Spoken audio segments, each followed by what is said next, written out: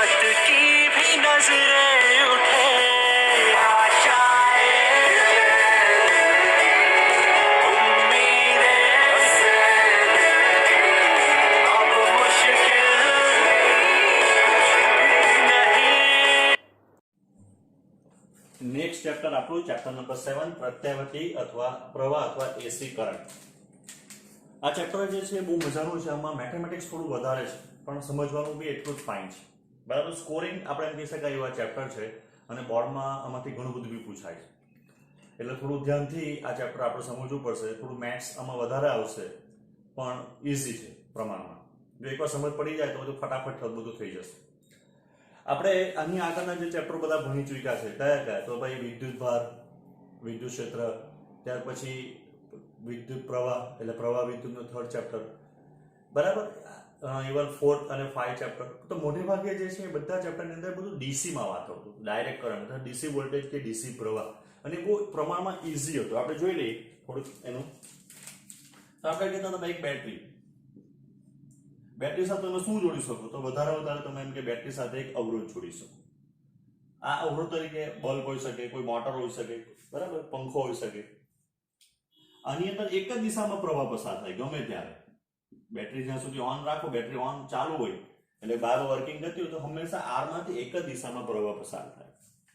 ત્યાર પછી આપણે આના આગલા ચેપ્ટરની અંદર છઠ્ઠા ચેપ્ટરમાં જોયું કે ભાઈ આપણે એસી જનરેટર કે એસી ઉત્પન્ન કરી શકીએ કે જે કોઈ એની સાથે વાહક જોડવામાં આવે। આપણે બહુ સિમ્પલ વાત કરી લીધી ત્યારે માત્ર આર જોડતા હતા, વાહક તરીકે માત્ર અવરોધ જ જોડતા હતા।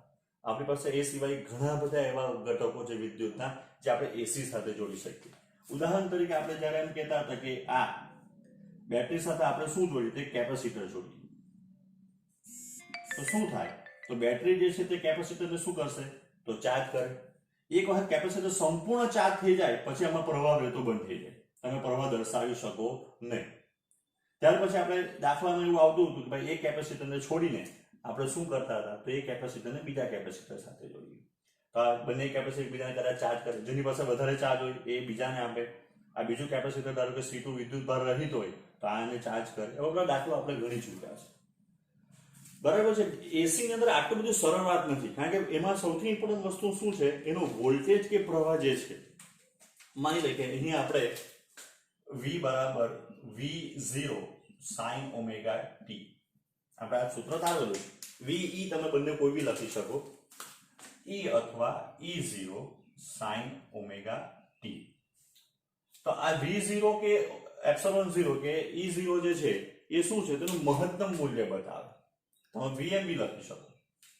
એટલે કે આની અંદર જે પ્રમાણે સાઇન બદલાય આપણે જોઈ ગયા છે, આલેખ બી આપણે દોરી ચૂકેલા છે, તમે કદાચ વાંચ્યું બી હશે, તો આવા એટલે એ જ્યારે ડીસી નો આલેખ દોરવામાં આવે, ધારો કે ડીસી વોલ્ટેજ નો આલેખ દોરવામાં આવે તો ડીસી વોલ્ટેજ નો આલેખ સ્ટ્રેટ જ આવે। અહીં 1.5 વોલ્ટ હોય તો ગમે તે સમય 1.5 વોલ્ટ જ થાય। જ્યારે અહીંયા પ્રોબ્લેમ શું છે, એક તો એ મૂલ્ય બી સતત બદલાયા કરે અને દિશા બી બદલાય પ્રવાહની, એટલે પ્રવાહ જે છે આપણને કોઈ સ્થાયી પ્રવાહ નહીં મળે। પહેલી વસ્તુ આ દરેક પ્રવાહ આ દિશામાં, મૂલ્ય બી દર વખતે બદલાય, એની સાથે સાથે અહીંયા પછી દિશા બી બદલાય। માની લે કે આપણે અહીંયા એક એ મીટર જોઈન્ટ કર્યું, એક ગેલોમીટર, માને કે મિલીમીટર કે મીટર આપણે જોઈન્ટ કર્યું, તો આ તો શું કરશે, ફ્લક્ચ્યુએશન કરે, એનો સ્થિર કોણાવર્તન નહીં જોવા મળે આપણને। કેમ, કારણ કે જ્યારે આ પીક વેલ્યુ હશે ત્યારે પ્લસ પર જાય, આ પીક વેલ્યુ તો માઇનસ પર જાય, વેલ્યુ સતત બદલાય, અહીંયા ઝીરો બી થાય, વાઇબ્રેટ થાય, આપણે એમ કહી શકાય। એટલે આપણે બહુ ઈઝીલી જે છે તે વોલ્ટેજ કે પ્રવાહ માપી શકીએ નહીં। આ બી એની સૌથી મોટી મુશ્કેલી છે અહીંયા।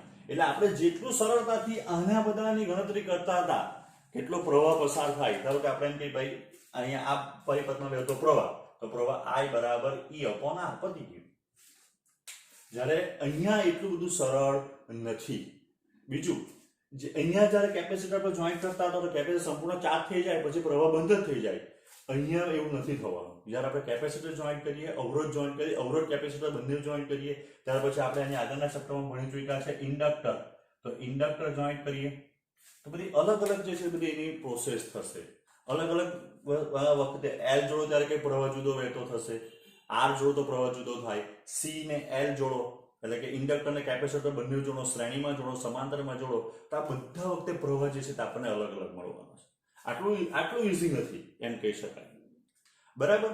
તો સૌથી પહેલા તો આપણે શું કરીએ, તો આપણે જેમ કે વોલ્ટેજ કે પ્રવાહ છે એની આપણે હંમેશા કોઈક એવી વેલ્યુ શોધવાનો પ્રયત્ન કરીએ જેના માટે આપણને કોઈક વેલ્યુ મળે, મૂલ્ય મળે. જેવી રીતે આપણે એને માપવું હોય તો આપણે અહીં સરળતાથી નથી માપી શકવાના. કેમ? કારણ કે તમે જો એ તો ફ્લક્ચ્યુએશન થાય, 0 થી મેક્સિમમ થાય, મેક્સિમમ થી 0 થાય, 0 થી માઇનસ મેક્સિમમ થાય, એટલે ફ્લક્ચ્યુએશન. આપણે કોઈક એવું સૂત્ર કે એવી વેલ્યુ તારવાનો પ્રયત્ન કરવો જોઈએ કે જેના માટે આપણને એમ કહી શકાય કોઈક આપણને કોન્સ્ટન્ટ વેલ્યુ મળે જે આપણે માપી શકીએ. પહેલા આપણે એસી પ્રવાહ અથવા વોલ્ટેજ નું એક આવર્ત કાપાનું સરેરાશ મૂલ્ય શોધીએ. અહીંયા આપણો એસી વોલ્ટેજ કે એસી જો પ્રવાહ હશે તો આગળ આપણે જોઈ ગયા કે એ કોઈ બી ત્રિકોણમિતિય વિધેયને ફોલો કરતું હશે. મોટે ભાગે આપણે ધારો કે સાઈન ને ફોલો કરાવીએ તો આપણે એમ કહી શકાય કે ભાઈ t સમય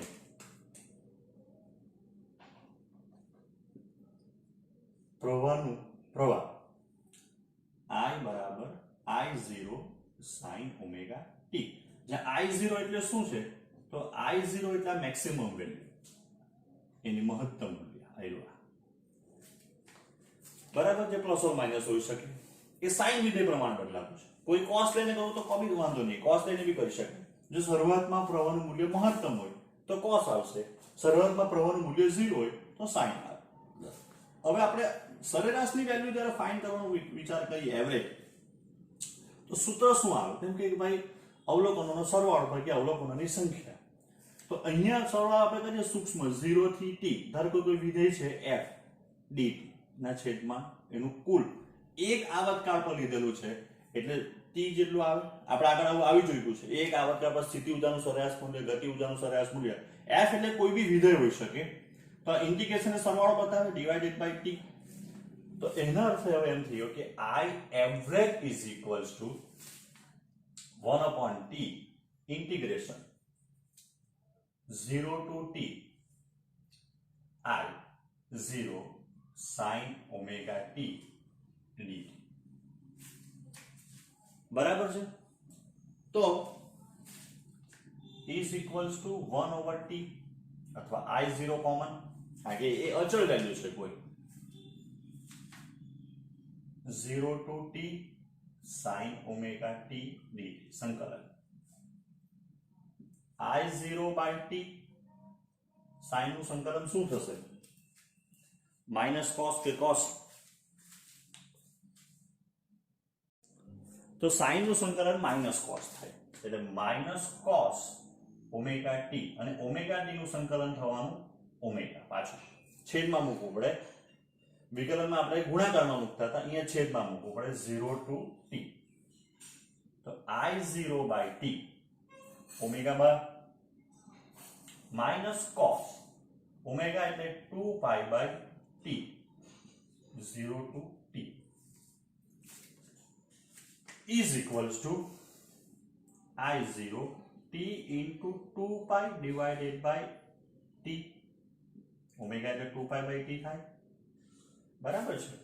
ધારો કે માઇનસ બાર કાઢી લે, minus cos 2 pi by t. અહીંયા t આવવાનો આવ્યો. હવે t ની વેલ્યુ મૂકીએ capital T, minus cos 2 pi by t into 0. તો is equals to minus I0 2 pi, આ t કેન્સલ, cos 2 pi એટલે cos 2 pi અહીંયા આવે એટલે 1 0 એટલે 1 માઇનસ cos 0 એટલે a b 1 એટલે 1 minus 1 એટલે 0. બરાબર. એટલે એનો અર્થ એમ થાય કે તમે એક આવર્તકાળમાં જો આખો તમે વેલ્યુ લેવો, એનું સરેરાશ મૂલ્ય લેવો તો કેવું આવે? તો એ 0 આવે. આ આપણે મેથેમેટિકલી પ્રૂફ કર્યું. બીજી રીતે પ્રૂફ કરવું તો જો જેટલી વેલ્યુ અહીંયા પ્લસ છે એટલી વેલ્યુ અહીંયા માઇનસ છે, એટલે બંનેનો સરવાળો તમે કરો, કુલ સરવાળો એ હંમેશા 0 જ મળે. અહીંયા જે આપણને સરવાળો મળ્યો એ 0 થતો છે, એને લઈને 1 upon t નહીં, એટલે સરવાળો જ એનો 0 થાય. એટલે વોલ્ટેજ હોય કે પ્રવાહ, વોલ્ટેજ માટે શું કરવું પડે? ખાલી v બરાબર v0 મૂકવું પડે. અહીંયા v બરાબર v0. તો એસી પ્રવાહ કે એસી વોલ્ટેજનું તમે એક આવર્તકાળનું સરેરાશ મૂલ્ય લેવો તો હંમેશા કેવું મળે? 0 જ મળે. બરાબર. હવે એસી પ્રવાહનું અર્ધ આવર્તકાળનું સરેરાશ મૂલ્ય. અર્ધ આવર્તકાળ એટલે કાં તો 0 થી t/2 અથવા t/2 થી t. તો એના માટે આપણે જો સૂત્ર લખવું હોય અહીંયા તો શું લખાશે? તો આપણે કહીએ કે અર્ધ આવર્તકાળ પરનું સરેરાશ મૂલ્ય I એવરેજ પર અર્ધ આવર્તકાળ તો એ 1/t/2 થવાનું, integration 0 to t/2 f dt. જ્યારે 0 to t હતું તો t લખતા હતા. તો therefore I average પણ તો 2π/t થઈ ગયું, આ 2 પર જતો રહ્યો, ઇન્ટિગ્રેશન 0 થી t/2 I0 sin omega t dt. I average 2/t I0 minus cos omega t divided by omega 0 to t/2 2 I0 t omega બહાર આવવાનું પણ 2π/t કરી દઈએ, માઇનસ ને બી બહાર લઈ લઈએ જે અત્યારે કરતા હતા તે. એટલે cos 2π/t into t/2 આ કારણ કે t ની વેલ્યુ t/2 મૂકી, માઇનસ cos 2π/t into 0 તો માઇનસ 2I0 2 બી કેન્સલ એટલે I0/π બરાબર, tt કેન્સલ 2 કેન્સલ એટલે cos π એટલે માઇનસ, cos 0 એટલે 1 પણ આગળ માઇનસ એટલે માઇનસ માઇનસ પ્લસ 2I0/π. એટલે જ્યારે તમે આવી રીતના કોઈ બી વિધેય હોય એ કોઈ બી વિધેય જ્યારે મેક્સિમમ ની મિનિમમ વચ્ચે આમ કે એક પ્રકારની સરળ અવગતિ જેવું કરતું હોય તો અર્ધ આવર્તકાળનું જેમ કે સરેરાશ મૂલ્ય એ હંમેશા આ ફોર્મ જ મળે, 2 into એની મેક્સિમમ વેલ્યુ ડિવાઇડેડ બાય 2π. બરાબર. હવે જો તમે આને 2/π ને જો ભાગો તો 2/π ને જો તમે ભાગો તો એક તમને એ જે ફેક્ટર જે મળે એ 0.637 I0 આટલું 0.637 I0 2/π. આ તમને હવે જો આ વેલ્યુ 0 નથી આવતી. કેમ 0 નથી આવતી? તો કાં તો આપણે 0 થી 2π લેવું પડે એટલે 2π થી t લેવું પડે એટલે આપણે અડધો જ ભાગ લેતા છે ને અડધા ભાગનું આપણે સરેરાશ શોધ્યું તો એ આટલું મળે આપણને. તમે બરાબર ધ્યાનથી તમે જો કે 0.5 નથી આવતું એટલે અડધાનું સરેરાશ તમે લો તો એક્ઝેક્ટ તમે કે લેવું તો એ અડધું નથી આવતું, 0.5 I0 નથી થવું, એના કરતા બી કંઈક વધારે મળતું છે I0. એટલે આ અર્ધ આવર્તક પરનું સરેરાશ મૂલ્ય છે. હવે એસી પ્રવાહનું RMS મૂલ્ય આપણે આગળ આવું આવી ચૂક્યું છે. જ્યારે આપણે વાયુનો ગતિવાદ જોતા હતા તો વાયુના ગતિવાદની અંદર આપણે વાયુના અણુઓ સાથે સંકળાયેલું RMS વેલ્યુ, વેગનું RMS વેલ્યુ શોધતા હતા. કેમ? તો વાયુના જ્યારે અણુઓ જે છે તે એકબીજા સાથે અથડામણ અનુભવે, પાત્રની દિવાલ સાથે અથડામણ અનુભવે તો એનો વેગ સતત બદલાયા કરે અને તેની કોઈ એક ચોક્કસ વેલ્યુ આપણે ઇન્સર્ટ કર્યું એક હશે એની ઉર્જા શોધવા, બરાબર છે, તો આપણને એક એવું મૂલ્ય જોઈએ કે જે મૂલ્ય બાકી વાયુના અણુનો સરેરાશ વેગ શોધવામાં તો 0 જ આવે. આપણે જોયેલું છે P ઇન્ટરનલ જે છે તે 0 થાય કારણ કે વાયુના અણુઓ સાથે સંકળાયેલું કોઈ એકનો વેગ આમ હોય તો બીજાનો વેગ આમ આવે એટલો જ. પણ જો તેની RMS વેલ્યુ શોધવામાં આવે તો 0 નથી આવતી. અત્યારે આપણે જોઈએ કે એક આવર્તકાળ પર જે છે સરેરાશ મૂલ્ય 0 મળે, અડધા આવર્તકાળ પર સરેરાશ મૂલ્ય 0 નથી મળતું, પણ જો તમે અડધા આવર્ત પર લેવા જાવ તો બાકીનો અડધાનું શું? બીજી વસ્તુ આપણે વાત કરી કે પ્રવાહને વોલ્ટેજ માપવું હોય તો ડીસી માં બહુ ઈઝી છે, તમે વોલ્ટમીટરથી વોલ્ટેજ માપી શકો, એમીટરથી પ્રવાહ માપી શકો તો બહુ ઈઝી છે એ. પણ હવે એસી કે ડીસી માપવું હોય તો એસી ડીસી માપવા માટેનું જે છે વોલ્ટમીટર કે પ્રવાહ તો એ પ્રવાહ માપક એટલે કે એમીટર એ તમારે જુદી રચનાનું બનાવવું પડે. એ હંમેશા RMS વેલ્યુ માપતું હોય એની કે જે એક ચોક્કસ વેલ્યુ મળે. આપણી ઘરે જે આપણે જે માપીએ 240 વોલ્ટ આવે એ 240 વોલ્ટ એ એવરેજ વેલ્યુ બી નથી, એ એનું RMS વેલ્યુ છે. તમારી ઘરે જે મીટર હોય, આપણી ઘરે જે નીચે કે આપણા ઘરની બહાર મીટર લગાવેલું હોય તો એ મીટરને તમે બરાબર ધ્યાનથી જો તો બધા અત્યારે ડિજિટલ મીટર છે. એ ડિજિટલ મીટરને કાં તો ઓરેન્જ અથવા ગ્રીન કલરની ફ્લોરોસન ઓરેન્જ કે ફ્લોરોસન ગ્રીન કલરની એક ડિસ્પ્લે હશે. એ ડિસ્પ્લે તમે બરાબર દૂરથી જો ઓબ્ઝર્વ કરો તો તમને બધું જોવા મળશે. એમાં તમને પહેલા શું જોવા મળશે? તો તારીખ, સમય જોવા મળશે. જરાક વાર વેઇટ કરો, અમુક સેકન્ડ 10 સેકન્ડ કે પછી બીજું કંઈ તમને વેલ્યુ જોવા મળશે. તો તમારી ઘરે કેટલો અત્યારે યુનિટ યુઝ થતા છે, પાવર કેટલો યુઝ થતો છે એ બતાવશે. કેટલો કિલોવોટ આવરમાં યુનિટ કેટલા યુઝ થઈ ચૂક્યા અત્યાર સુધીમાં, અત્યારે તમારે ત્યાં કેટલો કરંટ જતો છે એ બી બતાવશે મિલી એમ્પિયરમાં કે એમ્પિયરમાં. ને ત્યાર પછી તમારા ઘરમાં જતો વોલ્ટેજ બતાવશે. એ 240, 280, 180 ની આજુબાજુ 240 જેવો તમને દેખાય. તો એ શું તમે અંદર તમે નોંધો કે જો એ એની આરએમએસ વેલ્યુ છે.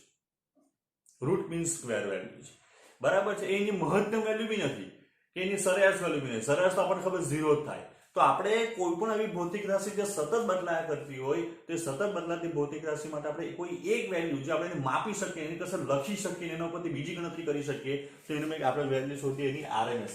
એટલે સ્ક્વેર કરવાનો, સરેરાશ લેવાનું ને પછી એનું રૂટ કાઢવાનું. તો આપણે વિદ્યુત પ્રવાહ માટે વિચાર કરીએ તો એસી પ્રવાહ માટે તો ટી સમયે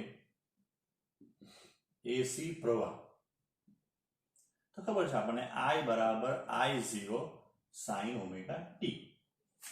તો પહેલા એનો સ્ક્વેર કરીએ.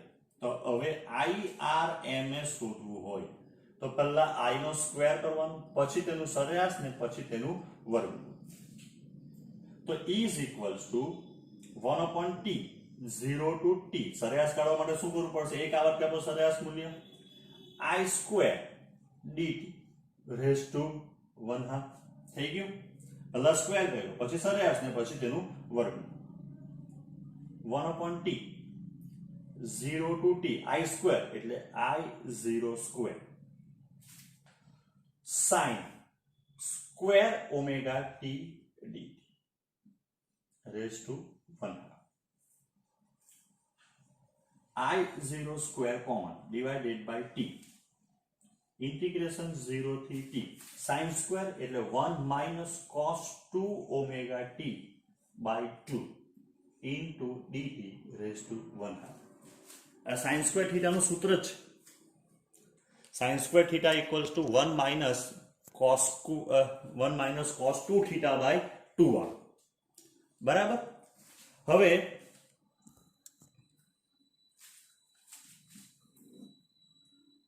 IRMS is equals to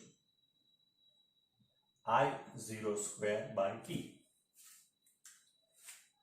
બરાબર. હવે એની અંદર કાઉન્સ છોડીએ. ધારો કે 2 જે છે તે પહેલા બહાર લઈ લીધા. તો ઇન્ટિગ્રેશન 0 થી t dt. જો આ બાજુથી ઇન્ટિગ્રેશન આવ્યું, આ બાજુથી dt આવ્યું. 2 તો બહાર લઈ લીધો છે. માઇનસ ઇન્ટિગ્રેશન 0 થી t cos 2 omega t raised to 1/2. હવે સૌથી ઇમ્પોર્ટન્ટ વસ્તુ અત્યારે જ આપણે જોઈ ગયા કે એક આવર્ત કાલ્પનો તમે સરેરાશ મૂલ્ય શોધવાનો પ્રયત્ન કરો કે અથવા સંકલન કરવાનો પ્રયત્ન કરો, જેની સાપેક્ષ તમે સંકલન કરતા છે એ જો વિધેય તરીકે હોય તો આપણને ખબર છે કે એનું એક આવર્ત કાલ્પનો સરવાળો જે છે તે 0 થાય. એટલે આની વેલ્યુ કેવી થઈ જશે? 0. બરાબર. તો IRMS બરાબર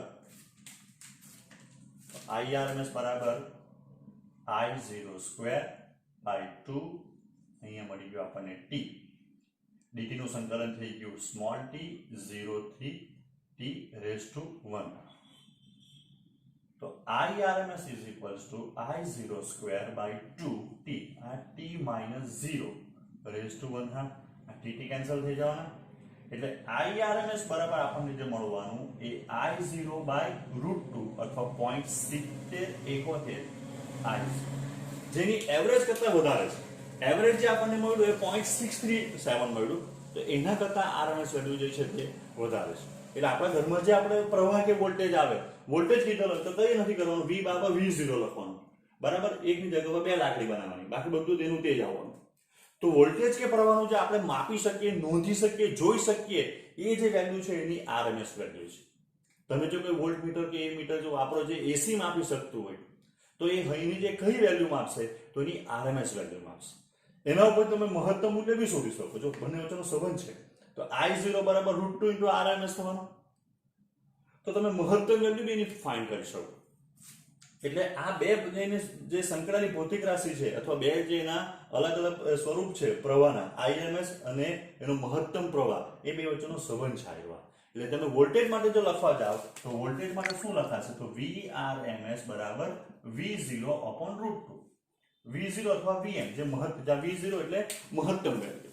તો આ રીતે એમ કે તમારે પ્રવાહ સાથે જે સંકળાયેલી જે છે તે ત્રણ ભૌતિક રાશિ, ત્રણ પ્રકાર આપણે જોઈ ગયા. એનું એક આવર્તક આપણું સરેરાશ મૂલ્ય 0 વોલ્ટેજ હોય કે પ્રવાહ. અર્ધ આવર્તકનું પ્રવાહ